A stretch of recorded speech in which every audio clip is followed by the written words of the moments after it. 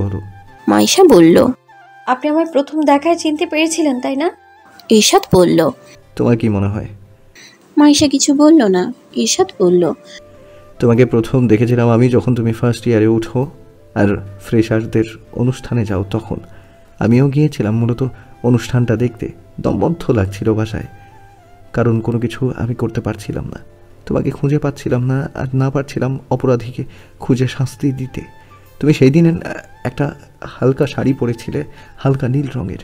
তোমাকে দেখেই চিনে ফেলেছিলাম, কারণ তোমার ছবি আমার ফোনের প্রতিটা জায়গায় সেভ করা, সাথে আমার মনেও। সেই দিন যখন তুমি শার্লক হোমসের বই পড়ছিলে, তখন আমি থাকতে না পেরে ইচ্ছে করেই গিয়েছিলাম তোমার সাথে কথা বলতে। হ্যাঁ, কারণ যেটা বলেছিলাম সেটাই সত্য। অন্য একজনের সাথে দেখা করতে গিয়েছিলাম ঠিক, কিন্তু তোমাকে পথিমধ্যে দেখে কথা বলার ইচ্ছাটা আর দমাতে পারিনি। তোমাকে তো সবার সামনে মিহান বলতে পারতাম না, কারণ তখন আমি ঘিরেছিলাম কিছু লোক দিয়ে, তাই দূর থেকেই তোমার সাথে কথা বলতে হতো। সত্যি বলতে তোমার অ্যাটিটিউড আমার দারুণ লাগতো, কিন্তু কতবার দেখা হয়েও তুমি আমার সাথে কথা বলোনি। এতটা অ্যাটিটিউডও আবার ভালো না। যাই হোক, তোমার কাছে আসার সুযোগ আমাকে কণা খুব ভালোভাবেই করে দিয়েছিল, নইলে খুঁজে পেয়েও প্রতি মুহূর্তে দূরে থাকতে হতো। আর হ্যাঁ, ওই দিন তোমাকে বাবার সামনে এনেছিলাম, কারণ আমার মনে হয়েছিল সায়ন হয়তো তোমাকে চিনতে না পেরে তোমার প্রতি কোনো ফিলিংস টেনে বসে আছে। তাই ওই দিন ক্লিয়ার করে দিলাম ওকে যে তুমি আমার সম্পদ। কিন্তু তোমাকে রক্ষা করতে পারলাম আর কই? উদিত তো সেই তোমাকে নিয়ে চলেই যাচ্ছিল। উদিতের কথা শুনে মাইশা আবার বলল, তাহলে আপনি সেই দিন আমার ফ্রেন্ডদের উদিতের ব্যাপারে ইনফরমেশন দিয়েছিলেন, রাইট? ইরশাদ বলল। মাইশা আবার জিজ্ঞাসা করলো, কিন্তু আপনি জানলেন কি করে? ইরশাদ একটু চুপ থেকে বলল, আমি ওই দিক দিয়ে যাচ্ছিলাম, তখন তোমাকে জোর করে নিয়ে যেতে দেখি আর ওর পিছু নেই। তারপর আশেপাশের মানুষদের থেকে ইনফরমেশন নিয়ে জানতে পারি আর কি। মাইশা আর কোনো প্রশ্ন করলো না। ইরশাদ হেলান থেকে বসলো, মাইশাকে বলল, এইবার আমাকে আপনি আর মিস্টার ইরশাদ বলা বন্ধ করে তুমি আর রাফি বলে ডাকো। মাইশা ইরশাদের দিকে তাকিয়ে বলল, রাফি নামটা মনে আছে? ইরশাদ মুচকি হেসে বলল, তুমি সম্পর্কিত সব আমার মনে আছে। মাইশা লজ্জা পেল কিন্তু প্রকাশ করলো না, বলল, ছোটবেলায় হয়তো আমি দেখতে ভালো ছিলাম, কিন্তু এখন আর সেই রূপ নেই। কালো হয়েছি, স্বাস্থ্য হয়েছে অনেক। তোমার মতো সুদর্শন পুরুষের পাশে আমাকে মানায় না। বলে উঠে আসতে নিলে ইরশাদ পিছনে থেকে ওর হাত টেনে ধরে বলে, যে ভালোবাসতে জানে তার কাছে সব কিছুই সুন্দর হয়, যেমন তুমি আমার শ্যামাঙ্গিনী। তুমি যদি পঙ্গু, বোবা, কালাও হয়ে যাও তাতেও আমার ক্ষতি নেই। তুমি অচল হলে আমার বেশি সুবিধা, ভালোবাসতে বাধা দিবে না কেউ। বলে মাইশাকে টেনে নিয়ে নিজের কোলে বসিয়ে দিল। মাইশার অস্থির লাগতে লাগলো। ইরশাদের চোখে চোখ রাখা মুশকিল হয়ে গেল তার পক্ষে। ছটফট করতে লাগলো, এ পাশে ওই পাশে তাকালো। ইরশাদ ওর অস্থিরতা আরেকটু বাড়িয়ে দিয়ে ওর ঘাড়ে নিজের মাথা রেখে ছোট ছোট চুমো দিতে লাগলো। মাইশা পরম আবেশে চোখ বুঝে নিল। ইরশাদের হাতে হাত রাখলো। ইরশাদ ওকে আরেকটু কাছে টেনে নিল। ওর হাত স্লাইড করতে করতে ঘাড়ের দিকে নিয়ে আসলো। মাইশার মুখটা নিজের দিকে করলো ইরশাদ, ঠোঁটে নিজের হাত রাখলো, বলল, এই ঠোঁটের ওপর অনেকদিন থেকেই নজর আমার, এর স্বাদ নিতে চাই। মাইশার হার্টবিট বাড়তে লাগলো, ঠোঁটগুলো কাঁপতে থাকলো। কথা বলা সম্ভব হলো না তার পক্ষে। ইরশাদ এক মুহূর্ত দেরি না করে মাইশার ঠোঁটগুলোকে নিজের ঠোঁট দিয়ে আঁকড়ে ধরল। অস্থিরভাবে নিতে লাগলো মাইশার ঠোঁটের স্বাদ। মাইশা ইরশাদের শার্ট খামচে ধরল। ব্যাপারটা বেশি গভীরে যাওয়ার আগেই দরজায় কড়া নড়ল। সাথে শোনা গেল সৌরাজের গলা। সে বলছে, কিরে তোদের হলো? মান অভিমান মিটিলে একটু বাইরে আয়, কথা আছে। মাইশা ইরশাদকে সরিয়ে উঠে গেল। জোরে জোরে শ্বাস নিচ্ছে মাইশা। নিজের ঠোঁট আঁকড়ে ধরল। ওড়নার সাইডগুলো আঙুল দিয়ে পেঁচাতে লাগলো। ইরশাদ বিরক্ত হয়ে বলল, রোমান্সে আর কেউ বাধা না দিয়েও এরকম কয়েকটা ফ্রেন্ড থাকে যারা বিবাহিত জীবনে আনন্দ নিতে দেয়ই না। যত সব। তুমি ফ্রেশ হয়ে আসো মাইশা, আমি দরজা খুলে দিচ্ছি।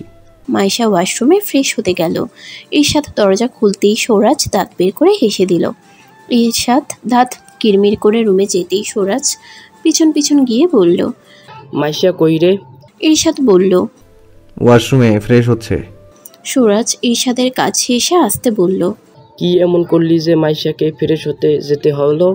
ইরশাদ বলল, থাপ্পড় খাবি? সৌরাজ জোরে হাসলো। মাইশা বের হতেই সৌরাজ মাইশা আর ইরশাদকে নিচে আসতে বলল। মাইশা মুখ মুছে নিচে চলে গেল। পিছন পিছন আসলো ইরশাদ। সবাই একসাথে বসে আছে, ভাবনা, তাইজিন, কণা, সৌরাজ, সায়ন আর ভাবনার মা বাবা। মাইশা ভাবনার কাছে বসে সবাইকে বলল। তোমরা সবাই একসাথে বসে আছো, কিছু কি হয়েছে? সায়ন বলল, মা একটা কথা বলতে পাঠিয়েছে, মার শরীর ভালো না, তাই মা বলতে আসেনি। ইরশাদ জিজ্ঞাসা করলো। কি কথা? সায়ন বলল, মা চায় তোর আর মিহান মানে মাইশের বিয়েটা ধুমধাম করে হোক পরবর্তী শুক্রবার। সৃজনীর পরীক্ষা শেষ। বাবা যেই ভুল করেছে মা সেই ভুলের এইভাবে শুধরাতে চায়, কিন্তু ততদিন মাইশা ভাবনাদের বাসায় থাকবে, এটা হলো সত্য। ইরশাদ খুশি হলো, কিন্তু সমস্যা হলো যখন সায়ন বলল মাইশা ততদিন ওর কাছে থাকবে না। আশ্চর্য, সবে মাত্র আজকে সোমবার, এখনই এতগুলো দিন। মাইশাকে সবটা বলার পর ওকে কাছে পাওয়ার আকাঙ্ক্ষাটা আরও বেড়ে গিয়েছে ইরশাদের। সে আজকে মাইশাকে নিজের করতে চেয়েছিল, কিন্তু সেটা আর হলো কই। বা আপনার মা বললেন। ইরশাদ আটকে বলল, আজকে থাকুক না, কালকে যাবেন না হয়। আর মাইশার প্যাকিংও তো করার আছে। বা আপনার মুচকি হেসে বলল, মাইশা তো কিছু আনিনি, খামোকা প্যাকিং করতে যাবে কেন? আপনি তো বলেছিলেন ভাইয়া ওকে কিছু নিয়ে না আসতে। চল তো মাইশু, আমরা আজকেই যাব। সৌরাজ বলল, হ্যাঁ আমি আছি তো, আমি ওদের নামিয়ে দিব। আসি দোষ, টাটা। মাইশা বুঝলো সৌরাজ আর ভাবনা মিলে ইরশাদকে কুপোকাত করার চেষ্টা করছে। মাইশা হাসলো। ভাবনা মাইশাকে টানতে টানতে নিয়ে গেল। ইরশাদ মুখ লটকিয়ে দাঁড়িয়ে রইল। সায়ন হাসতে হাসতে উপরে চলে গেল। কণা বিদায় নিয়ে বাইরে বের হবে তার আগে তাইজিন বলল ও চলে যাবে। দুজন তাই একসাথে বের হলো। কিছুক্ষণ এগোনোর পর তাইজিন বলল, কষ্ট হচ্ছে আপনার? কণা হাসলো। কেন? তাইজিন বলল, আপনার চোখ বলছে আপনি নাটক করতে করতে আসক্ত হয়ে পড়েছেন। কণার মুখ থেকে হাসিটা উড়ে গেল। চুপ করে গেল সে। এভাবে নিজেকে কষ্ট দিবেন না, জীবনটাকে আরও সুযোগ দিন। ঈশার ভাইয়া আপনার আসক্তি কেবল, ভালোবাসা না। কণা সামনে থাকা রিকশা আটকে বলল, আমি আসছি, রাত হয়ে গেছে, তুমিও অটো বা রিক্সা খুঁজে নাও। তাইজিন বলল। আজকে গাড়ি আনিয়েননি? কণা রিকশায় উঠতে উঠতে বলল। ইরশাদ নিয়ে এসেছিল তাই আনিনি, আসি। কণা চলে গেল। তাইজিন দীর্ঘ নিঃশ্বাস ফেলে নিজেও একটা রিকশা ডেকে চলে গেল। অনবরত মাইশার ফোন বেজে যাচ্ছে। ও বারবার কেটে দিচ্ছে, তবুও ইরশাদ ফোন দিয়েই যাচ্ছে। মাইশা বিরক্ত হলো। এই ছেলে আগেই ভালো ছিল, যেদিন থেকে ও এসেছে সেদিন থেকে এভাবে জ্বালিয়ে যাচ্ছে। এটা তো মাইশার পড়ার সময় না কি? ইরশাদ যে কেন বুঝে না কে জানে। মাইশাও জেদ ধরেছে, এই সময় ও কিছুতেই ফোন ধরবে না, তাহলে এই কথা বলতে বলতে আর পড়া হবে না ও। ইরশাদ ওইদিকে ভীষণ রেগে যাচ্ছে। এই রাতের বেলা সে বাইরে এসে দাঁড়িয়ে আছে, অথচ তার বউ কোনো পাত্তাই দিচ্ছে না, ফোনই ধরছে না। ওর মা বাবা তো আর সাহায্য করবে না। ওরা একদম কড়া করে নিষেধ করে দিয়েছে, কিছুতেই ইরশাদ আর মাইশার বিয়ের আগে দেখা হবে না। মাইশা সেটা মানলেও ইরশাদ মানতে পারছে না। ভাগ্যবশত মাইশার ব্যালকনির পাশের ব্যালকনির ঘুরে দাঁড়ালো সৃজনী। সে মূলত বাইরে কোনো কাপড় আছে কিনা সেটা দেখতে বের হয়েছিল। ইরশাদ সৃজনীকে দেখতেই হাত নাড়ে। এই মেয়েটা অন্তত ভাবনার মতন হওয়ার চান্স নেই। সৃজনী ছোট থেকেই একটু দয়ালু ধরনের ছিল। সৃজনী ইরশাদকে দেখে চোখ বড় বড় করে ফেলে। এত রাতে এখানে ইরশাদ কেন? সৃজনী দ্রুত নিচে চলে যায়। পা টিপে টিপে গিয়ে ধীরে ধীরে দরজাটা খুলে দেয়। তারপর মূল দরজায় গিয়ে দেখে দারোয়ান ঘুমাচ্ছে। তাড়াতাড়ি ওর ব্যালকনির ওইদিকে গিয়ে দেখে ইরশাদ দাঁড়িয়ে। সৃজনী ইরশাদকে চুপ থাকতে ইশারা করে, কানে কানে গিয়ে বলে। ইরশাদের ভীষণ খুশি লাগলো। যাক, একটা হলেও শালিকার মাথায় বুদ্ধি আছে, অন্তত সাহায্য তো করছে ওকে। আবার না বলতেই বুঝে গিয়েছে। মনে মনে কয়েকটা গালিও দিল ইরশাদ ভাবনাকে। মেয়েটা একদম শকুনের চোখ নিয়ে নজর দিয়ে রাখে মাইশার দিকে। ফলস্বরূপ ভাবনার ওইদিকে বিষম উঠে যায়। মাইশা ভাবনার রুম দিয়ে যাচ্ছিল একটা বই লাগবে বলে। ভাবনাকে কাঁচতে দেখে দ্রুত পানির গ্লাসটা এগিয়ে দিয়ে পিঠে হাত বুলিয়ে দেয়। ভাবনা স্বাভাবিক হয়, বলে, কোন শয়তানের বাচ্চা আমারে গালি দিল বলতো? মাইশা হতাশার শ্বাস ফেলল। এই মেয়ে শিক্ষিত হয়েও কেমন আগেকার মা চাচিদের মতন ব্যবহার করে। মাইশা বইটা নিয়ে ভাবনার মাথায় টোকা দিয়ে নিজের ঘরে চলে আসলো। ঘরের লাইট অফ। আশ্চর্য, মাইশা তো লাইট অন করেই গিয়েছিল, অফ হলো কিভাবে? লাইটটা খারাপ হলো নাকি? মাইশা সুইচ খুঁজে লাইটটা অন করে বিছানার দিকে তাকাতেই ওর চক্ষু চড়ক গাছ। ঈর্ষাদ তার ঘরে, তার বিছানায়, কি ভয়ানক। এই তুমি এখানে কি করছো? ঈর্ষাদ মাইশার মুখ চেপে ধরে দরজার কাছে নিয়ে গেল, দরজাটা লাগিয়ে দিয়ে বলল, নিজের হাতে এত বড় একটা মিশন কমপ্লিট করলাম যেই বউয়ের জন্য, সেই বউ আমাকে এখন পাত্তা দিচ্ছে না। কি অন্যায়, তাই না? মাইশা ঈর্ষাদের হাতে বাড়ি দিল। ঈর্ষাদ মাইশার মুখ ছেড়ে দিল। মাইশা বিছানায় গিয়ে বসলো, বলল, একা কোথায়? কনাপুও তো ছিল ওর সাথে। ঈর্ষাদ মাইশার পাশে বসে বলল, কিন্তু আসল মানুষ তো আমি ছিলাম বলেই ওরা পেরেছে। মাইশা মুচকি হেসে বলল, তুমি কি মাফিয়া যে একাই মানুষদের সাথে মারামারি করে সবাইকে রক্ষা করবে? ঈর্ষাদ বলল, কেন, মাফিয়া না হলে কি এসব করা যায় না? মাইশা বলল, করা যায়, কিন্তু একা কোনো সাধারণ মানুষের পক্ষে আরেকজন মানুষের কপালে গান দাগ করে তাকে মৃত্যু ভয় দেখানো সম্ভব না। ঈর্ষাদ মাইশার কোলে শুয়ে বলল, আমি কণা, সাথে আমার অ্যাসিস্ট্যান্টও আছে। মাইশা ভ্রুকুচকে বলল, অ্যাসিস্ট্যান্ট কে? ঈর্ষাদ বলল, দিব পরিচয় করে। আপাতত আমাকে কিছু খেতে দাও না, খুব খিদে পেয়েছে। মাইশা তটস্থ হয়ে বলল, খাওনি এখনো? ঈর্ষাদ বলল, অনশন করেছিলাম তোমার সাথে দেখা বন্ধ করা চালু করতে বলার জন্য, কিন্তু নিষ্ঠুর আমার মা বলল এক রাতে না খেলে কেউ মরে যায় না। সায়নও আমাকে পাত্তা দিল না, তাও ভাবলাম লুকিয়ে তোমার বাসায় আসবো। মাইশা ঈর্ষাদকে উঠিয়ে দিয়ে বলল, দাঁড়াও, খাবার আনছি। মাইশা নিজের চুলগুলো খোপা করে দ্রুত নিচে চলে গেল। ফ্রিজে থাকা ভাত সবজি বের করলো, একটা ডিম ভাজি করে নিল। খাবারগুলো গরম করে ঈর্ষাদের কাছে নিয়ে গেল। ঈর্ষাদের সামনে দিতে ঈর্ষাদ নিজের হাত দুটো পিছনে নিয়ে নিল। মাইশা বুঝলো ঈর্ষাদ তাকে খাইয়ে দিতে বলছে। মাইশা মুচকি হেসে ঈর্ষাদকে খাইয়ে দিল। প্লেট ধুয়ে গুছিয়ে রুমে এসে ঈর্ষাদকে বলল, রাত হয়ে যাচ্ছে, এবার যাও, ঘুমিয়ে পড়ো। ঈর্ষাদ মাথা নাড়ালো, অর্থাৎ না। সে মাইশার বিছানায় উঠে এক পাশে গিয়ে শুয়ে পড়ল। মাইশা চমকালো, ছেলেটা কি তার ঘরে থাকার প্ল্যান করছে নাকি? এই ওঠো, এখানে কি করছো? যাও বাসে গিয়ে ঘুমাবে, রাত হয়ে গেছে তো। ঈর্ষাদ বলল, আমি আজকে তোমার সাথে থাকবো।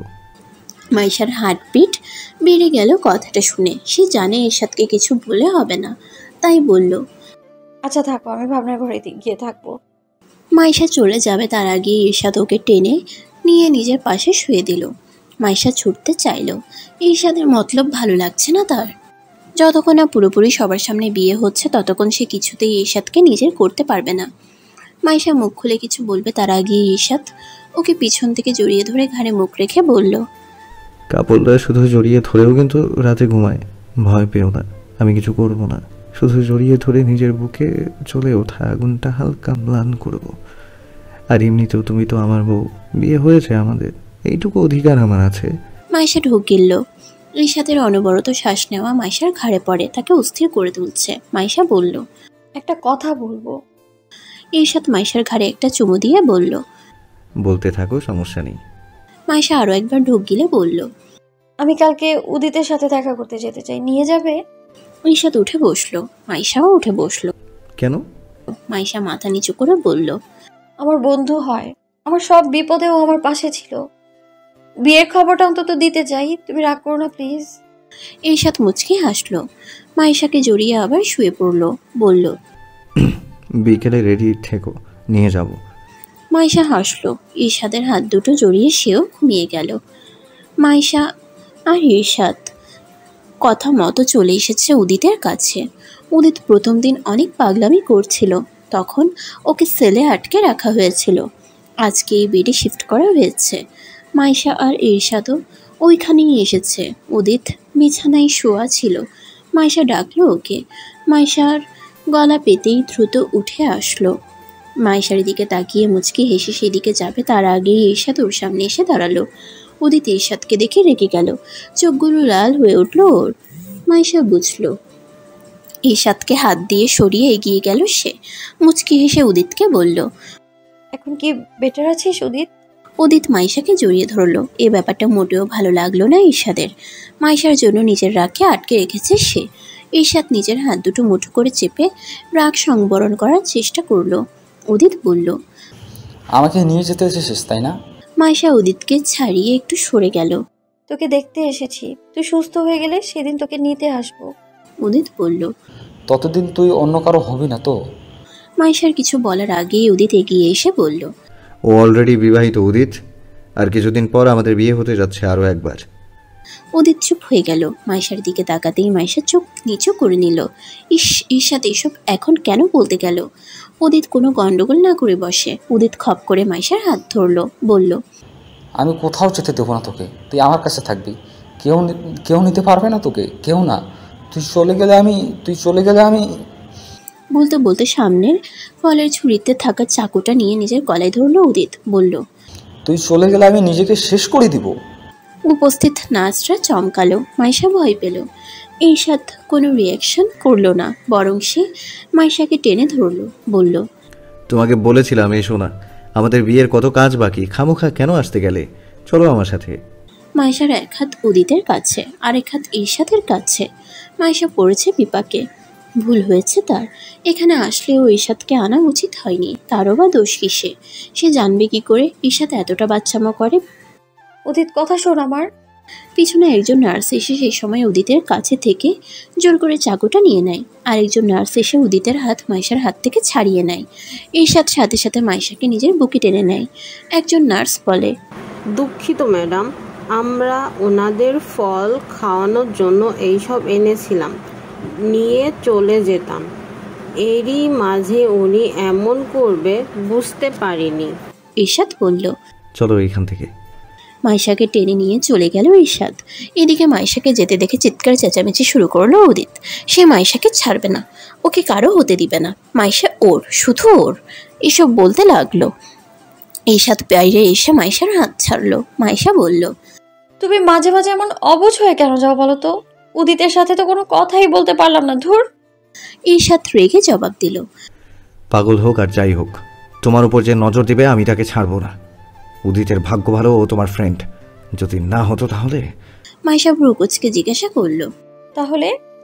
ঈর্ষাদ কিছু বলল না। মাইশা মুচকি হেসে বলল, তাহলেও তুমি কিছু করতে না। তুমি আর যাই করো, কাউকে খুন করতে পারবে না। মানুষ তো, হাত কাঁপবে নিশ্চিত। বুকে গাড়িতে উঠে পড়লো মাইশা। ঈর্ষাদ উদিতের হাসপাতালের দিকে তাকিয়ে বলল, তাহলে আমি ওর হাত দুটো ভেঙে কাটা জায়গায় নুন মরিচের গুঁড়ো ছিটিয়ে দিতাম, যাতে ও এই জন্মে নিজের পাগলামি ভুলে যায়। মাইশা শুনতে পায়নি কথাগুলো। ঈর্ষাদ নিজের চশমাটা পরে নিজের রাগটাকে দমিয়ে মুচকি হেসে উঠে গাড়ি স্টার্ট দিল। আপুর আজকে হলুদ বলে চারদিকে ছোটাছুটি করছে সৃজনী। কাজ তার তেমন নেই, ওই আর কি, একে কি করছে জিজ্ঞাসা করা আর ওদিকে কি হচ্ছে না হচ্ছে সেটা দেখা। এসব করতে গিয়েই বোনের কাছে যাওয়ার সময়ই পাচ্ছে না মেয়েটা। ভাবনা এসব দেখছে আর হাসছে। ওর অবশ্য কি হচ্ছে না হচ্ছে এসব নিয়ে মাথা ব্যথা নেই। ওর বাবা আছে, সাথে আছে ওর দুই বন্ধু তাইজিন আর ওয়াহিদ। আজকে যদি উদিত সুস্থ থাকতো তাহলে হয়তো ও ওদের সাথে হেসে খেলে কাজ করতে পারতো। অবশ্য উদিতের অভাবটা পূরণ করেছে সীমান্ত। আনাইশা সীমান্তকে এই অনুষ্ঠানের কথা বলায় ও একেবারেই রাজি হয়ে যায়। সীমান্ত একা আসেনি, আসার সময় সিনহাকেও নিয়ে এসেছে। ওর মা বাবাকেও দাওয়াত দেওয়া হয়েছে, ওরা রাতে আসবে। লিপিকা, আনাইশা, সিনহা, ভাবনা, ওরা চারজন মিলে মাইশাকে রেডি করিয়ে নিজেও রেডি হচ্ছে। তাইজিন কাজের ফাঁকে খেয়াল করেছে লিপিকা আর ওয়াহিদের কোনো কথা হচ্ছে না। আগে যেমন গায়ে পড়া ভাব ছিল, এখন আর তেমন নেই। কিরে, নিপিকাকে দেখতে যাবি না? কেমন লাগছে? ওয়াহিদ ফুল লাগাচ্ছিল স্টেজে, হাত দুটো থেমে গেল তার। বলল, ও নিজেই যখন দেখাতে চাইছে না তখন আমিও আর দেখতে চাই না। পাশে দিয়ে ভাবনা যাচ্ছিল, ও খোপায় লাগানোর জন্য কিছু ফুল নিতে এসেছিল। ওয়াহিদের কথাটা শুনে থেমে যায়, বলে, সম্পর্কে ইগো থাকতে নেই রে দোস্ত, ও না আসলে তুই যাবি, তাহলেই না সম্পর্ক এগোবে। তাইজিন বলল, নে, আপনাদের সম্পর্ক নিয়ে জ্ঞান দেওয়া মহিলা চলে এসেছে, নিজেও এখনো একটা প্রেম করতে পারলো না, ও আসছে প্রেম বিষাক্ত হতে।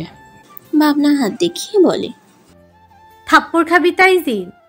তাইজিন মুখ ভেঙচি দিয়ে চলে যায়। ভাবনা ও উল্টো দিকে হাঁটা দিবে, তার আগেই ওয়াহিদ ডাক দেয়। ভাবনা মুচকি হেসে তাকায় তার দিকে। ওয়াহিদ বলে, আমি লিপিকে চুজ করে কোনো ভুল করিনি তো ভাবনা? ভাবনার মুখের হাসি মিলিয়ে যায়, খানিকটা গম্ভীর মুখে বলে, তোর চয়েস ভালো কি খারাপ আমি জানি না, কিন্তু এরকম বড় একটা সিদ্ধান্ত নেওয়ার আগে তোর নিজের কাছের মানুষদের সাথে একবার কথা বলার প্রয়োজন ছিল। আমি শুনেছি তোর বাবা নাকি এখনো রেগে আছে তোর ওপর। এইভাবে হুট করে একজনকে বিয়ে করবি বলায় সমস্যা হলো। এখন যদি তোর আফসোসও হয়, তবুও তুই সেই আফসোসের কথা কাউকে বলতে পারবি না, কারণ সিদ্ধান্তটা তোর ছিল। ওয়াহিদ জিজ্ঞাসা করলো। তোকেও বলতে পারবো না। ভাবনা বলল, যদি আমার থেকে পরামর্শ নিতি তাহলে আমি তোর আফসোসের গল্প শুনতাম, কিন্তু এই ক্ষেত্রে আমার কিছু করার নেই, কারণ শুধু তুই না, লিপিও আমার বন্ধু। ভাবনা মুচকি হেসে চলে যেতে নিবে, তার আগে আবার ডাক পড়ে তার। ওয়াহিদ হালকা হেসে বলে, তোকে আজকে সুন্দর লাগছে। ভাবনা পিছনে তাকিয়ে বলে, আজকে সবাইকে সুন্দর লাগছে, লিপিকেও, ও আসলে দেখতে পাবি। তারপর আর না দাঁড়িয়ে চলে যায়। ওয়াহিদ এইবার আটকায় না, তার আজ আফসোস হচ্ছে, ভীষণ আফসোস। বরের বাড়ি থেকে হলুদ এসেছে শুনে সবাই দৌড়ে সেদিকে গিয়েছে ওদেরকে আপ্যায়ন করতে। তবে গিয়ে যখন দেখলো হলুদের সাথে সাথে বড় এসেছে তখন তারা কি রিয়াকশন নিবে সেটা ভাবতেই ভুলে গেল। কিছু কিছু লোক তো উচ্চস্বরে হেসে উঠল, কেউ কেউ তো বর কি নির্লজ্জ বলতেও ভুলল না। সব কিছুকে তোয়াক্কা না করে ইরশাদ গটগট করে মাইশার রুমের দিকে হাঁটা দিল। পিছনে পিছনে মুখ লুকিয়ে গেল সায়ন। তার ভাইয়ের কারণে আজকে তার মান সম্মান সব শেষ। ভাগ্যিস তার ক্লায়েন্টদের কেউ এখানে নেই, থাকলে হয়তো পরবর্তী মিটিংয়ে মুখে রুমাল দিয়ে বসতে হতো তার।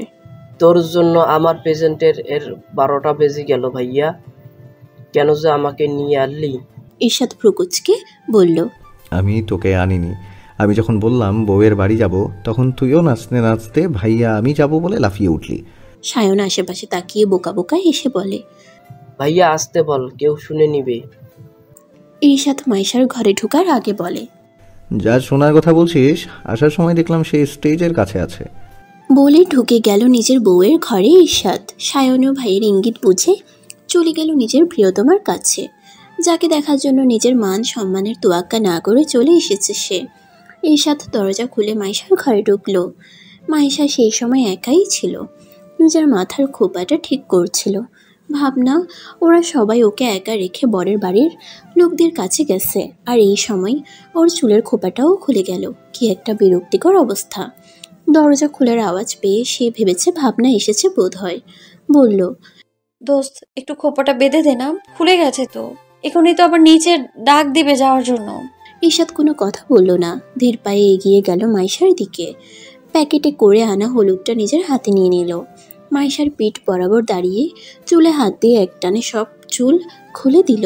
মাইশা রেগে পিছনে তাকাতেই অবাক হয়ে গেল, কি সুদর্শন লাগছে ছেলেটাকে। গলার কাছে হালকা এমব্রয়ডারি করা হলুদ রঙের পাঞ্জাবিটা বেশ মানিয়েছে ইরশাদের গায়ে। থম মেরে গেল মাইশা। ইরশাদ সেই সুযোগে বাঁকা হেসে মাইশার মুখটা নিজের কাছে নিয়ে আসলো এক হাত দিয়ে। মাইশা মুখ দিয়ে ওহ বের হলো। ইরশাদ মাইশার গলা দিয়ে হলুদ নিয়ে হাত দিয়ে স্লাইড করতে করতে গাল পর্যন্ত যায়, বলে, আমার বউকে সবার আগে আমি হলুদ লাগাবো, অন্য কেউ না। মাইশা মুচকে হাসলো। ইরশাদের থেকে ছাড়া পেয়ে নিজেকে স্বাভাবিক করে মিছে রাগ দেখিয়ে বলল, তুমি এসেছো কেন, লজ্জা নেই? ইরশাদ বিছানায় গিয়ে বসে বলল, লজ্জা থাকবে কেন? বরযাত্রীতে বর না আসলে সেটা কিসের বরযাত্রী? হোক না সেটা হলুদ বা বিয়ে। মাইশা হাসলো। ইরশাদের পাশে গিয়ে বসতেই ইরশাদ নিজের মাথা ওর কোলে রেখে দেয়, বলে, যতক্ষণ না কেউ ডাকতে আসছে ততক্ষণ আমাকে তোমার কাছে এইভাবে থাকতে দাও, সরিও না। মাইশা এই আকুতি কি করে প্রত্যাখ্যান করবে? কেউ কি পারে তার স্বামীর এরকম আবদারকে ফেলে দিতে? মাইশাও পারেনি। সে ইরশাদের চুলে হাত বুলিয়ে দিতে লাগলো। ভাবনা মাইশার ঘরে এসেছো কি করছে না করছে সেটা দেখার জন্য, কিন্তু ঘরের কাছে আসতেই কোথা থেকে সোরাজ এসে ওকে আটকে দেয়। দেয়ালে হেলানি দিয়ে বলে, বর আছে ভিতরে, তুমি যাচ্ছ কেন? ভাবনা ব্রুকুচকে ভাবতে লাগলো, এ আবার কোন সময় ঢুকেছে এখানে। আপনি কখন আসলেন দেখলাম না তো। সোরাজ বাঁকা হেসে বলল, কেন, আমাকে খুঁজছিলে বুঝি? ভাবনা মুখ ভেঙচি দেয়, বলে, আপনার বন্ধু অনেক নির্লজ্জ, রাতেই তো বউকে পাবে, আবার এখন কেন আসতে গেল?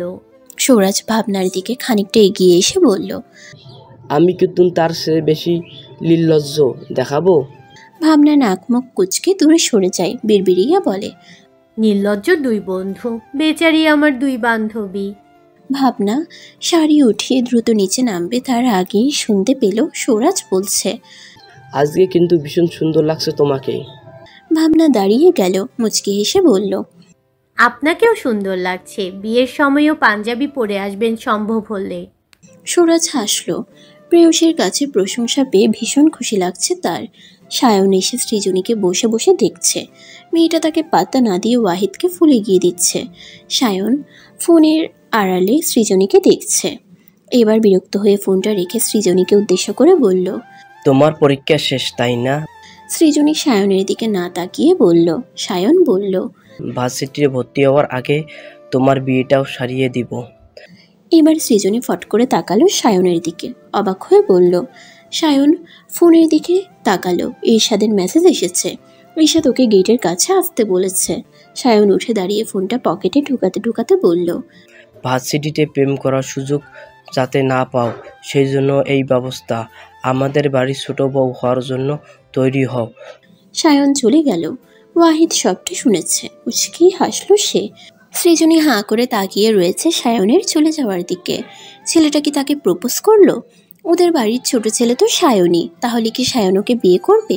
না, আপুকে বলতে হবে। এটা ঠিক না ভুল সেটা আপু ঠিক করে দিবে। সায়ন আর ইরশাদ চলে যাওয়ার পর মাইশাকে এনে হলুদের জন্য স্টেজেই ওঠানো হলো। হলুদের ছোঁয়ায় মুখরিত হলো চারপাশ। লিপিকা, সিনহা আর আনাইশা মাইশাকে খেপাতে ভুলল না, কারণ মাইশার গায়ে ইরশাদের লাগানো হলুদ এখনও জলজল করছে। ওদের হাসি মজা দূর থেকে দেখছে ভাবনার মা বাবা। আনাইশাকে একান্তে পেয়ে সীমান্ত ওর পাশে এসে দাঁড়ায়। একটু ঝুঁকে আনাইশার কানের কাছে মুখ এনে বলে, আপনাকে হলুদ লাগানোর অধিকার দিবেন? আনাইশা চমকে তাকায় সীমান্তের দিকে। তার বুক ধুকপুক করছে। ছেলেটা আজও তার অনুমতি নিচ্ছে সামান্য হলুদ লাগানোর জন্য। বিয়ের এতগুলো দিনেও সীমান্ত ওকে ধরেনি। ওরা এখনো আলাদা ঘরে থাকে। ও কিভাবে পারবে সীমান্তের কথাটা মেনে না নিতে? আনাইশা মুচকি হেসে নিজের গালটা এগিয়ে দেয়। সীমান্ত বুঝে যায় আনাইশার না বলা কথা। সে আনাইশার গালে হলুদ লাগিয়ে দেয়। আনাইশাও তারপর সীমান্তের হাতে থাকা হলুদ নিজের হাতে নিয়ে ওর গালে লাগিয়ে দেয়। তারপর লাজুক হেসে স্টেজের কাছে চলে যায়। মুচকি হাসে সীমান্ত। এমনিতেই আমাদের ইরশাদ ভাইয়া তার শ্যামারঙ্গের জন্য পাগল, আর আজকে তো এই লুক দেখলে তো হার্ট অ্যাটাক করবে। আনাইশার কথায় মাইশা লজ্জা পেল। ভাবনা, সৃজনী, লিপিকা, সিনহা হেসে উঠল। ভাবি, ইসরাত ভাইয়া কিন্তু বেশ রোম্যান্টিক আছে, অন্তত আমার ভাইয়ের থেকে বেশি। নইলে দেখো না কি রকম থাকতে না পেরে আমাদের মাইশা আপুর কাছে হলুদের সময় চলে আসলো। আনাইশা সিনহার কথায় তাল মিলিয়ে বলল, একদম ঠিক, তোমার ভাইয়ার মধ্যে রোমান্টিক কিছুই নেই, সারাক্ষণ খালি কর্কশ গলায় কথা বলে। এই সময় দরজার কাছে দিয়ে কেউ বলল, তাই বুঝি? আপনার বুঝি এই নিয়ে ভীষণ আফসোস হয় মিসেস সীমান্ত? সীমান্ত গলা শুনেই আনাইশা সেদিকে না তাকিয়ে জিহবা কাটল। সিনহা মুচকি হাসল। সীমান্ত বলল, মাইশা কি রেডি? বর চলে এসেছে কিন্তু। লিপিকা বলল, হ্যাঁ হ্যাঁ ভাইয়া, চলুন আমরা ওকে নিয়ে যাচ্ছি। মাইশার লেহেঙ্গা উঁচু করে ধরে। সবাই একে একে ঘর থেকে বেরিয়ে গেল। পরে রইল আনাইশা আর সীমান্ত। আনাইশা ইচ্ছা করে দাঁড়িয়ে নেই। সীমান্ত ওর লেহেঙ্গার ওড়নাটা টেনে ধরে আছে, যার কারণে ও সবার সামনে কিছু বলতেও পারছে না আর যেতেও পারছে না। সবাই যেতেই সীমান্ত আনাইশার কাছে এসে বলল, আজকে রাতে কি আপনাকে বরের রোমান্টিকতা দেখিয়ে দিব ম্যাডাম? আনাইশা লজ্জায় লাল হয়ে গেল। দ্রুত সেখানে থেকে ছুটে বেরিয়ে গেল। মনে মনে ভেবে নিল আজকে যদি সীমান্ত চায় তবে সে তাকে কাছে আসতে দিবে, কারণ এই কয়েকদিনের সংসার জীবনে সে এইটুকু বুঝেছে যে এই মানুষটাকে ভরসা করা যায়, এর সাথে সারা জীবন কাটানো যায়, একসাথে বুড়ো হওয়া যায়। না, তার আফসোস নেই। জীবন সুন্দর, ভীষণ সুন্দর। মাইশাকে এনে সোফায় বসানো হয়। ইরশাদকে আজকে ভীষণ সুন্দর লাগছে শেরওয়ানি পরে। মাইশার লেহেঙ্গাটা হালকা নীল, অনেকটা আকাশি রঙের মতন। মাইশার গায়ে মানিয়েছে বেশ, পুরোটাই পুঁথি দিয়ে সুন্দর ডিজাইন করা। আর ইরশাদের গায়ের পাঞ্জাবিটা পুরোটাই বেগুনি রঙের। ওর শেরওয়ানিতেও হালকা পুঁথি দিয়ে ডিজাইন করা আছে, আর এমনিতেও এমব্রয়ডারি করা গলার দিকে। কিন্তু সমস্যা হচ্ছে ইরশাদ আজকে দাড়ি কেটে এসেছে। দাড়ি থাকলে আরেকটু ভালো লাগতো। দুজনকে কাজের দুই পাশে বসানো হয়। মিসেস শাইলা আর ভাবনার মা বাবা পাশের আরেকটা সোফায় বসেছে। মাইশার সাথে আছে সৃজনী আর ভাবনা, আর ঈর্ষাদের পাশে আছে সায়ন। সৌরাজ দাঁড়িয়ে আছে। বিয়ে পড়ানো শুরু হলো। প্রথমে মাইশাকে কবুল বলতে বলা হলো। কি জানি হুট করে কোথা থেকে মাইশার মনে কেমন জানি ভয়ের উদয় হলো। নিজের লেহেঙ্গাটা চেপে ধরল। কবুল শব্দটা যেন গলায় আটকে গেল। কই, প্রথমবার তো এমন হয়নি, তাহলে এখন কেন এমন হচ্ছে? বিয়ের মর্ম মাইশা বুঝতে শিখেছে তাই, নাকি ভয় হচ্ছে আবারও দুঃখ পাওয়ার? ভাবনা মাইশাকে আস্তে করে কবুল বলতে বলল। মাইশার কান্না পাচ্ছে খুব, চোখ দিয়ে পানি পড়তে চাইছে। কোনো রকমে নিজেকে সংযত রেখেছে সে। কি ব্যাপার, এতটা তো ছিচ কাঁদুনে না আসে, তাহলে আজকে এত ভয় আর কান্না আসছে কেন? ঈশাদ এতক্ষণ মাইশার দিকে চেয়েছিল। মাইশা কবুল বলছে না দেখে হয়তো কিছু আন্দাজ করতে পেরেছে সে। ঈশাদ সামনে থাকা টেবিলটা একটু দূরে সরিয়ে দিল। মাথা থেকে টুপিটা খুলে সায়নকে দিল। মাইশার সামনে গিয়ে এক হাঁটু মুড়ে আরেকটা হাঁটু উঁচু করে বসলো। মাইশা নিজের অশ্রুসিক্ত চোখে তাকালো ওর দিকে। ঈশাদ মুচকি হেসে মাইশার হাত দুটো ধরে বলল,